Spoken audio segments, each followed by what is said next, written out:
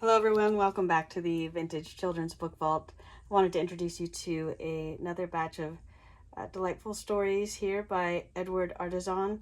Um, Once again, it is very repetitive of me to say this, but as a person or as a child who was an avid reader, it is astonishing to me all of the names I never heard of before that have a lot of great books, and oftentimes had the stories I wish I had been reading as a kid and just didn't know existed at the time. So in this one, this is a collection of 6 stories from this author. He is more well known, I think, at least from my American South, when I'm looking at other books, he is often the illustrator, or his name comes up as an illustrator for those other books.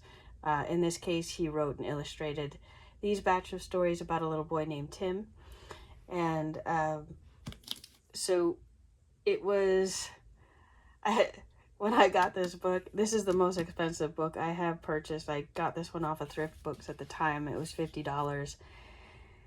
And I really chided myself on that one, but I'm glad I got it because it's one that is unique. It's one that my kids really enjoy. It's one that I enjoy. I get a kick out of certain aspects of it that I'll share with you. But let's open it up and see what it is inside. So we have, there's 6 delightful stories here.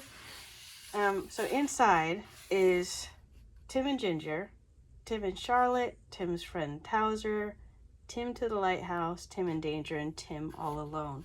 There are more Tim stories that were written and are out there, but these are the ones that are in this book specifically.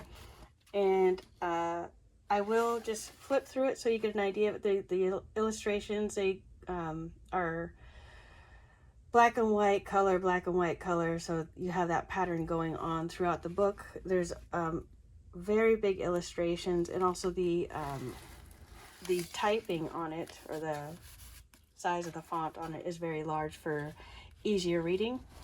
But I'll flip through it so you get an idea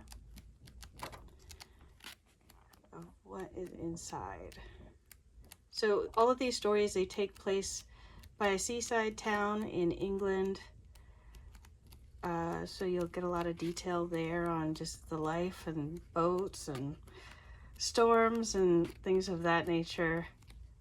It takes place, I'm guessing, if I had to guess, I'm not sure, like maybe the early 1900s. Trying to think back now. The stories themselves, if you want to see pick this up so you can see it. The stories were written 1951, 1953, 56, 62, 65, and 68. And what we really liked about these stories, the illustrations are amazing. Again, just the level of detail, it really brings to life certain things. He has a style of writing in some text bubbles or text clouds here that go along with the story. And what I really like is, I guess the word plucky would describe Tim and his friends, his friend Ginger and Charlotte. But I do notice in the stories, I wanted to show this out. When I come across scenes, there's often fighting in stories from the past that you just don't see now. So I kind of get a little chuckle out of it. So here they are standing up for Charlotte, and says Tim's a sissy. So I don't know. I didn't mind reading these to my kids, or just even talking about what does that mean, blah blah blah.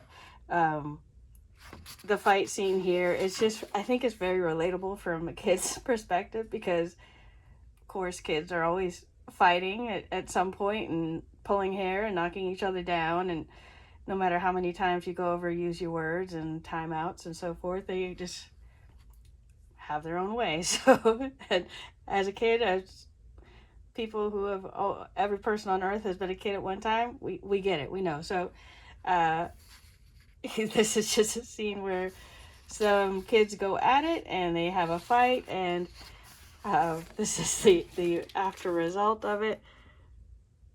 Like I said, I don't know, kind of gives me a little chuckle when I see things like that. And then, of course, like, things like,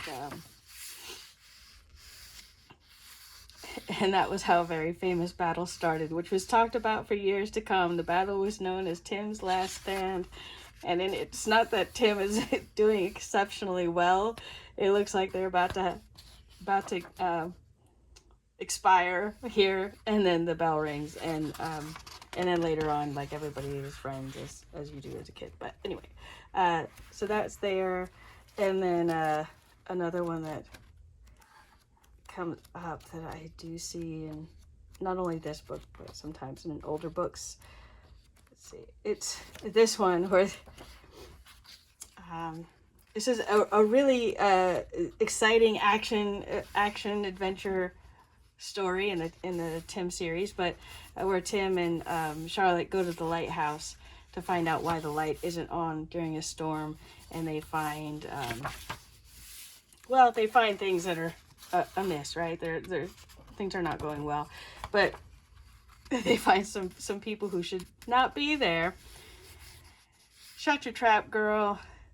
Don't tell him, Tim. Tell me at once, and I'll make mincemeat out of you. It's I don't know. It's just not something that you would hear these days in modern books or anything closely related. It's probably not politically correct or whatever words you want to use for that. I don't know. But I could tell you my kids love the story, so they are like completely riveted. What's gonna happen? And then we get to this page, and they're over here. They get themselves to safety, and there's just this huge brawl just happens in a book, and I don't know. I just thought that was really funny. Even as I'm reading it, I crack up a little bit, or I just say something like, well, you won't see that in books these days. And I think it's just interesting for kids to sometimes, or when I'm doing a comparison or reading something that's more modern day to older, sometimes the sensibilities, it's just interesting how things have changed. That can be a conversation piece. It can just, it doesn't need a lot of explanation, but it's just something that can come up and you could talk about it, or it can be amusing, or say, well, they really did things differently back then, or it's like a little peek into the past of what was kind of acceptable at the time, and not in